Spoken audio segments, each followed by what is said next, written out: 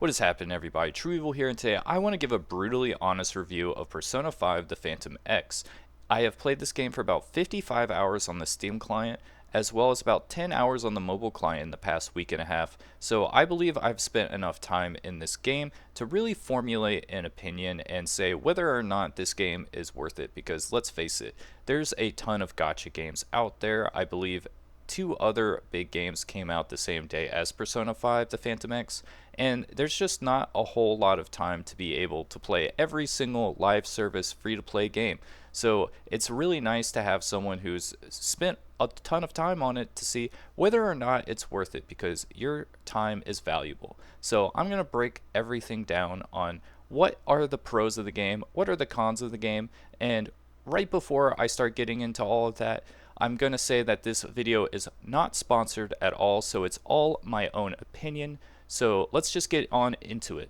So the first thing I want to talk about is the story, because let's face it, we play Persona games for the storylines, and that's going to be a really important thing to answer, because a lot of people who play gacha games know when a gacha game is based off of an previously established IP. A lot of the times it's a regurgitation of the story you already know, and it's kind of dull if you don't want to just get regurgitated a story that we know. And the great thing with this game is that you think that might happen in like the first minute of playing and watching the cutscenes, and then all of a sudden you realize this is its own standalone spin-off title, and the story is actually quite good. I would say it's the best gacha game storyline I have played in probably my entire time of playing gacha games. I think it's the best story because, well, it's a spin-off version of a game that I think is probably one of the top 10 best RPGs ever made, which is Persona 5. And, it, it's really, really strong compared to any other gacha game, live service game. Definitely an amazing story, 100%. I didn't want to press the skip button at all, and it's not like some games where it's like, they'll be like, oh, that 2.4 story was so good. But what they're not talking about was the 1.0, 1.1, 1.2, 1.3 was all bad, and like you had to play the game for a year. This game just starts off amazing. And I don't think it's ever going to get worse. And talking to some people who have played the CN version of the game, they said the story stays good. So I'm really excited for that. Definitely huge on this department. It is a little bit of a campier side. It's more of a feels good version of a story than, say, Persona 5 and Persona 3, which has some darker themes. So in that regard, I like the feels good, especially since this is going to be a game that you play consistently and isn't like play it for 100 hours and then you're done with it type deal. So in that case, I actually like how it's a little bit campy. And the first character you do the palace on, it's actually kind of funny in my opinion. And I like that. It's a little bit of a different vibe. I don't need to see someone being like the worst thing ever, because it's just a nice escape I can get on my phone and really enjoy it. It's also nice because it's a live service that, well, I can save pretty consistently in it. And one of the hard parts with the console versions is sometimes you can go 30 to 40 minutes without getting to a save point. So it's really nice for it being a live service that you can stop the story pretty much whenever. So that's really nice. Only gacha game I've ever played in a long time that I didn't want to skip story. So I would give it, honestly, for a gacha game, 10 out of 10. And for other games, I would give it about 8.8 out of 10, which that's pretty good. So really good on the story content. So let's go on to the actual gameplay. In terms of gameplay, there's a great blend of combat mechanics that we know from the Persona game franchises into the gacha game mechanics. For gacha games, when you start an instance run, you pick your team members out, and you can do that in this game. And one of the big things that is really nice is in Persona games, the main character can have different personas, and they really do this well because you can pick 3 personas for the main character for each run, and then you can change his weapon. And this is really important because because there's multiple personas, you can build the main characters, say, in a defensive way, offensive way. So in this run, I want him to be offensive, so we're going to be equipping him with the attack weapon, and we're going to be using the attacking personas. And you can put like one defensive in just in case. Or we could switch to a defensive weapon and other characteristics and vice versa. So that's really, really nice. We still have that main character vibe. Now we're going to watch the combat and really see the similarities and differences in this game versus, say, Persona 5. Now, the lot of the systems are the same. We have those Persona skills, we have the regular attack. It's pretty similar in that front, but what is different is, as you can see in this top right, it adds the gacha mechanics of I can make it go ×3 speed, I can make it stay the same, and I can autoplay, which is different than in like an actual Persona title. And I do like playing it on ×2 versus ×3 because, you know, it is a little bit quicker, especially once it gets a little bit repetitive, which is nice because, say, Persona 3, I do think it is a little grindy and Tartarus, and, you know, having this ×2, ×3 really makes it so those random encounters just go by much more quickly, and I like that. Now for auto, I I do like the auto with some of the characters, but I do like playing this game because I enjoy Persona combat, right? And there are a couple of characters where it's just not going to use the correct ability if you press auto. For example, this character here has a lot in her kit. She has an attack. She has a control effect that applies sleep and makes it so that the next attack they take more damage, and it has a buff. And with this person's kit, for example, she always does this, and sometimes you actually want to do this to apply weakness and get the all-out attack, which is a similar thing from Persona 5. And, you know, sometimes they're immune to sleep, but she still tries to sleep them anyway. It's kind of a bummer on that front. Now we're going to watch the moves, and the great thing with this game is they all have really cool moves at the get-go. It's not like you just get the character and they have the does curse damage to 1. We get all these crazy attacks like you just saw Joker do at the very beginning. And we're just going to wait until we get to the all-out attack, and we're going to see how cool it is. And there's a ton of characters in this game, which is nice because some Persona games like Persona 3, you virtually have the same roster for 10 hours, so it's just nice to have that mix-up. And as you can see, all-out attack, got the cool vibes, really, really nice. I just enjoy the combat a lot, and if you like Persona combat, it just works.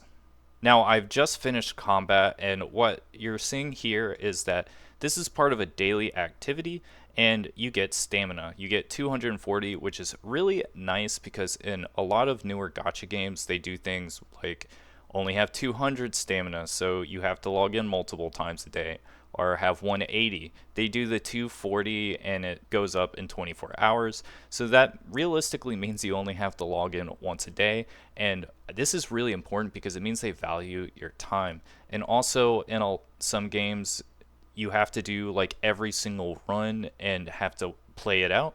And in this game, you know, I can just click do 5 and does 150. So realistically, you can get all your dailies done in less than a minute, which really respects your time, and I really love in a gacha game. So dailies are definitely very well done. The weeklies are very quick to do. You can get everything done. This game really respects your time more than most other gachas, and is why I really like it, especially since I just have to log in on my phone on days where I'm not doing story, and it's just like a couple minutes to do while I'm, say, waiting for food somewhere, or I'm waiting in line, or I get a couple minutes to doze off at work. Really, really nice. Now let's talk about the social simulation, because that is a huge aspect of the game. And as you can see there isn't like days in this, like in like a normal Persona game where it's like it's April 9th and then April 10th, April 11th, yada yada. Because it is a live service game, it's just like yesterday, today, tomorrow, which is, it's pretty cool vibe because you don't have to worry about like certain dates and doing things correctly.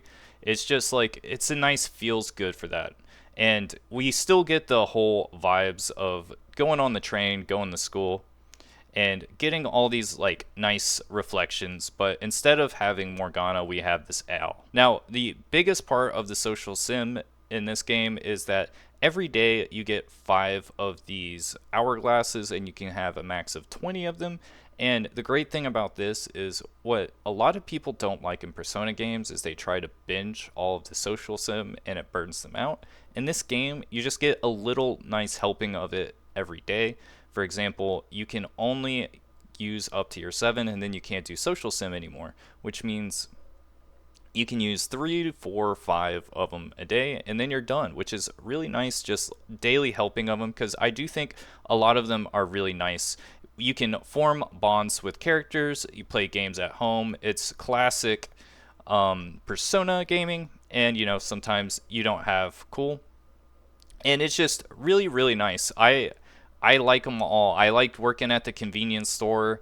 I would say like playing games at home isn't necessarily that cool, but it is what it is. You get to form the bonds. Let's form a bond here. And they have the multiplier here, which is really nice because, well, you don't have a lot of time. You don't want to see 7 activities on the ones that you can do the times 3. You can just click this and then bam. It makes it so it's done way quicker, and you can get this done in like 5 minutes. I really like them. They're all pretty well written, except for a couple of them.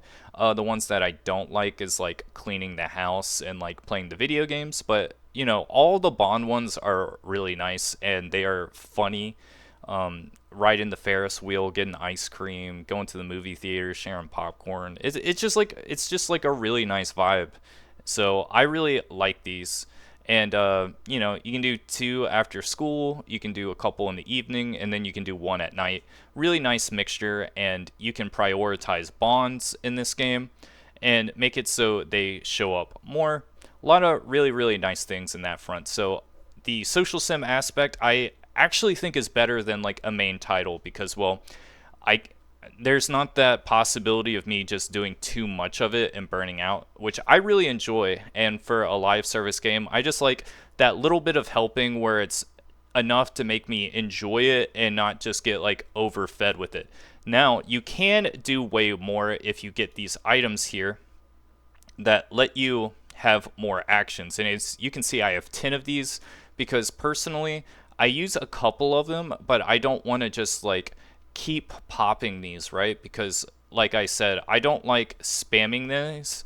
And, well, I'm going to play this game for a long run. Now, there are going to be people that spam these to try to max level their kindness or whatever as quickly as possible for maximum rewards. And honestly, this is a single player gacha game, and I don't think you should feel pressured to do that. You're going to be able to level pretty much all the characters you want. So, don't get FOMO for this game. I definitely wouldn't do that. So, yeah, Social Sim, I'm actually rating this as better than an actual Persona game. Let's move on to other content. So, one thing I want to point out is that there are no English dialogues in this game currently. Hopefully they change that, but I wouldn't get your hopes up too high. So if you don't like hearing non-English voice acting, then I would say maybe this isn't going to be for you. But personally, I really like it. So in terms of exploration, this game has a ton of it, and it's all pretty fun to do. As you can see from the map here, it's pretty big, a lot of places to explore, a lot of nice safe rooms, and the palaces are very huge. Now, I don't want to show the map of the palace or give any spoilers in the palaces, but I will say they're all really well done, and the more that you explore, you get really nice rewards. For example, you can get a dupe of your weapon for the main character that makes them do more damage or have more heals, which, it makes it so the exploration is a lot more rewarding than, say, other gacha games like maybe Honkai Star Rail, where you don't feel like too bad about missing a couple of chests because it's like you get 5 gems and it takes 160 for a pull, where in this game you actually get really good rewards for it, so it makes it really fun to keep exploring and doing it. And besides that, in this particular part, we're not going to check the palaces out, but I'll show you how the exploration works in the other parts of the metaverse.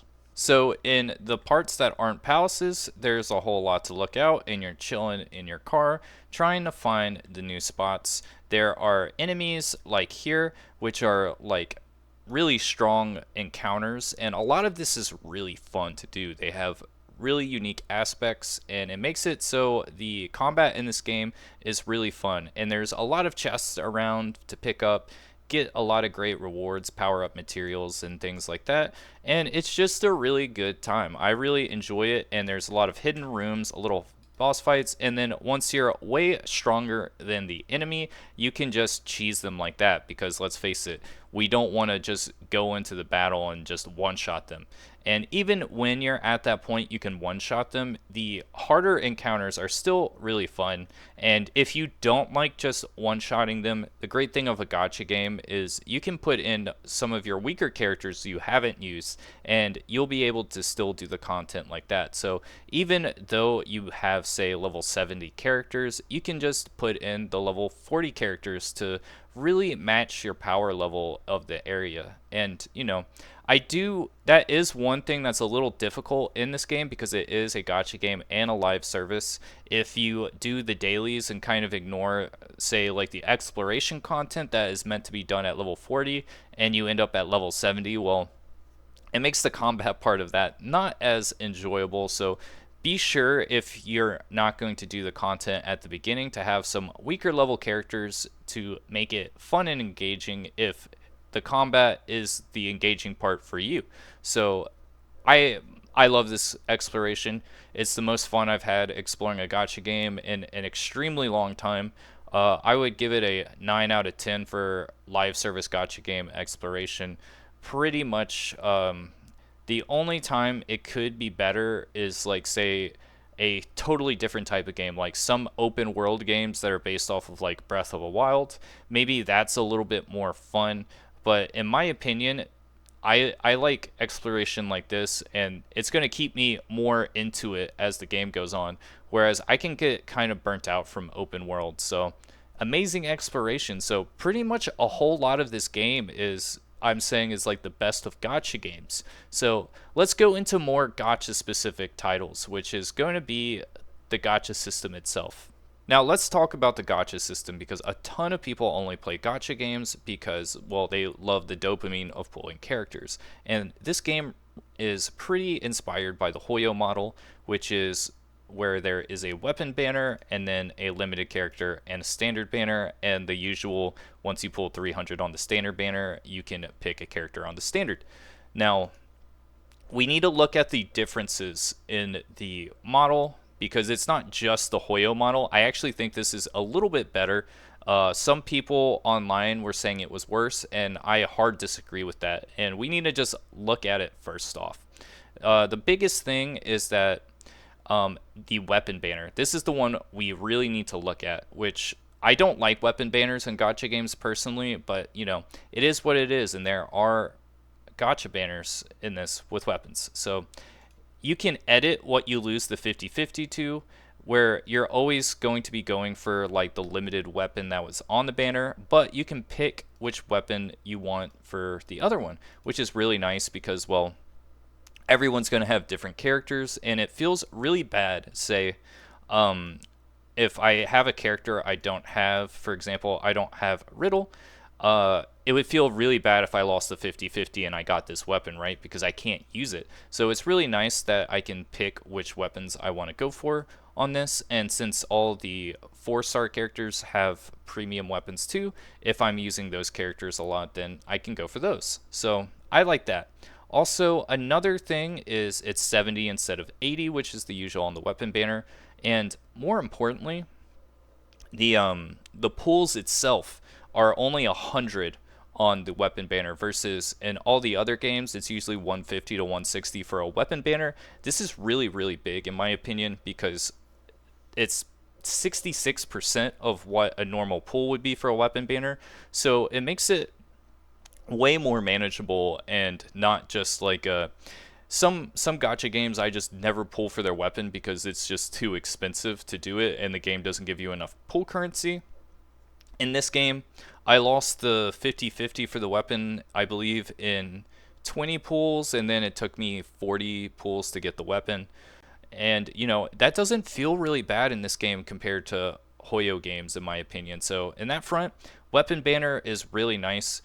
This it's 80 pools for hard pity versus 90, which is the normal Hoyo model. I went to hard pity on the sec after I lost the 50-50, and I lost the 50-50 on a 10 pull, so it took about 86 pulls in total to pull Joker. And as you can see, I have over 100 pulls now from playing the game. You definitely get enough to hard pity Joker, and I would say Joker is definitely a must pull. So if you're worrying about going to like hard pity and losing the character that you won't have enough currency, that's just not true. This game gives a ton of free pulls, so if you're playing the game, you're gonna get the character you want. And maybe you don't get every character, but that's just like a thing of playing a gacha game. So in that respect, I don't think any of that is bad, and it's normal where at 300 you can pick a character off the standard banner.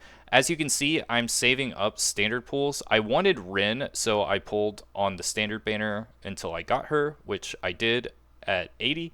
And now I'm saving up because they're going to release characters on the standard banner pretty frequently, and because of that, I'm waiting for the next character to release, and then I'll start using my standard pulls again. So I really kind of like that because you get characters off the banners and not necessarily weapons. So really, really nice on that, because usually you can get weapons off the standard banners, and that feels really bad because, well, in games like this, if you get like 3 weapons on the standard banner and no characters, it means your roster's really limited. So I like how you can only pull characters and that you can select which weapons you lose the 50-50s to, because honestly it makes losing 50-50s feel much better than in other games. Also, you can get tokens. These are actual pulls, but you can get tokens from other ways, and once you get 10, you can redeem for a 4-star weapon or a 5-star weapon and just trade it in for free. So really, really like that. Now let's go to the things I don't like. Now let's talk about the things that I don't like about the game. And honestly, there's only 2 things I kind of don't like. And, one of them is actually a really big issue in my opinion. And the other one is like, it is based off the Hoyo model, so they do have a paid currency versus currency you earn in the game. So like the level 60 set, you can only use paid currency to get this. And, if you're new to gacha games, which, there will be a lot of people who only playing this because it's a Persona game with a pretty good story, and they're not used to just playing a lot of live service gacha games. So it's going to feel really bad getting that $5 monthly and getting those daily login gems, and realizing the first bonus of 300 gems is different than the daily login ones. So you go to like the level 60 pack and you're not going to be able to get that because you don't have enough paid gems. And it is what it is on that. Now, as you can see, I've not paid for any of the paid currency packs. So how do I have the paid currency? Well, I have paid currency by what I would argue that is the worst part of the monetization system in Persona 5, the Phantom X, and is my only hard negative of the game, which is its flash sales. The flash sales are something that is going to be extremely tempting for gacha game players, more so than people who play this game because it's a Persona game and they want to try their first gacha. Because what we get off these awakening sets that happen the first time you pull a standard banner character is there's going to be 3 days you have to purchase the flash sale, and what you get is 1,000 of the paid currency plus a duplicate of the character. And for me personally, because you get the selector off of doing the plan 1, I waited a week to use it because I wanted Ryuji on my account, and I knew it was going to do this flash sale. So in that terms, it kind of like stooped me from having as much fun as possible in the game, because I didn't want to be pressured into having 3 days to purchase the awakening set because I needed to wait to get paid. And it feels really bad on flash sales where it's just like, I would purchase this, but I just can't purchase it now. And it causes me not to have a fun in this game. And it breaks the immersion where this is one of the only gacha games I played in a long time where I forget it's a gacha game for like a couple of hours. Except maybe if I look in the top right of the screen, you see those like gacha things in the cutscenes. Or if you look at the top left and you see the shop button. But, I'm usually immersed in this game and I don't feel like it's a sloppy live service game. But the flash sales definitely make me feel like that. And the hardest thing is, as a gacha game player who has played like so many gacha games, I know that this pack is technically worth like $100 because I would say that a duplicate of a character is worth about $80 in my opinion. And then after that, it's you get paid currency on top of that. So I know that I need duplicates of these characters to make them not get completely power creeped as the game goes on, so I can still enjoy playing as Skull 6 months in versus having to like abandon him like 3 months in, for example. And I know getting this is going to make me enjoy the game even more. The problem with it is, well, it's $16.49. And, this is going to help me enjoy this game, and I'm planning on covering it on my channel. So it's a worthwhile investment for me as a YouTuber. But as someone who isn't a YouTuber, right? $16.49. What can you basically get with that? Well, right now it's the summer sale on Steam, and the cost of Persona 5 Royal, I think, is $23 right now on sale. So for basically the same price as a duplicate and 1,000 of the paid currency, you can just get Persona 5, which is like a 100-hour game. And honestly, thinking about that a lot over the past couple of days, I haven't been able to really enjoy like replaying a JRPG in a while, but this game, after playing it so much, it really inspired me to like actually want to play Persona 5 Royal again, which I think is the beauty of like this gacha game, where it just like it made me fall in love with Persona all over again. And I played Persona 5, but I didn't play Persona 5 Royal. So now I get to finally experience the differences, and I'm about 2 hours into it so far, and I'm really enjoying it. So after all of my review, this is going to be the summary of it. Basically, this is the best story-based gacha game I've ever played in my life.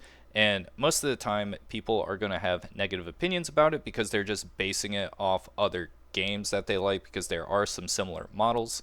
And honestly, it is what it is. Play the games that you enjoy and don't listen to any other people about that, because, well, this is a single player experience, and it's really important to note that. So if you enjoy the game, definitely don't get pressured to not play a single player game because of other people's opinions. And even though I do think the flash sales are a little predatory, I think the pros of this game outweigh the cons. And honestly, even though that the flash sales are a lot, it made me realize I really wanted to replay Persona 5 Royal, which, now I get to experience that and get to enjoy this game as well. So I hope this review helps anyway. Let me know what you think, and I'm really excited to keep making Persona 5 the Phantom X content. See you guys next time.